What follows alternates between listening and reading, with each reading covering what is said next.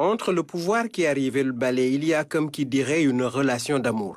Cette image symbolique n'est qu'une forme d'allégorie pour dire qu'il était grand temps d'en finir d'abord avec les adversaires solidement ancrés aux affaires de l'État et secondairement tous ces autres politiciens qui n'avaient Dieu que pour le supposé délicieux fromage de la salle des banquets.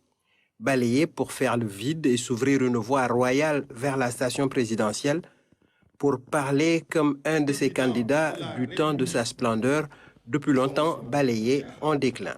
Toute splendeur doit faire penser au revers, à la laideur, à la disgrâce et à la turpitude. Il y a certainement bien des choses à dégager, à se débarrasser, à balancer, ôter et à éliminer de notre cher pays. Parmi elles, les passe-droits, les prébendes, les privilèges et les avantages indus, les enrichissements vertigineux sans cause et donc injustifiables.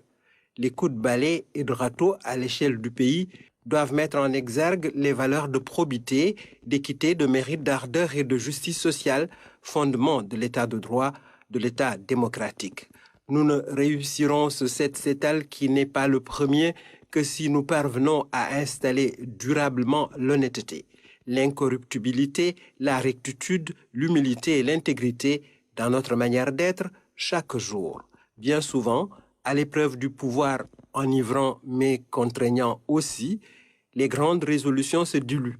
Elles sont alors mises au rayon des innombrables vœux pieux et des bonnes intentions dont l'enfer est pavé.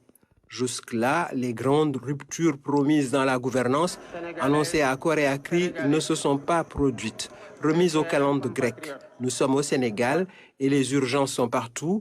Le diagnostic est posé de longue date. Il ne reste plus qu'à préparer, comme ces apothicaires de la Grèce antique, le remède en gardant à l'esprit que cela dosit facit venenum, en attendant que chacun balaie devant sa porte plutôt que de voir midi à sa porte.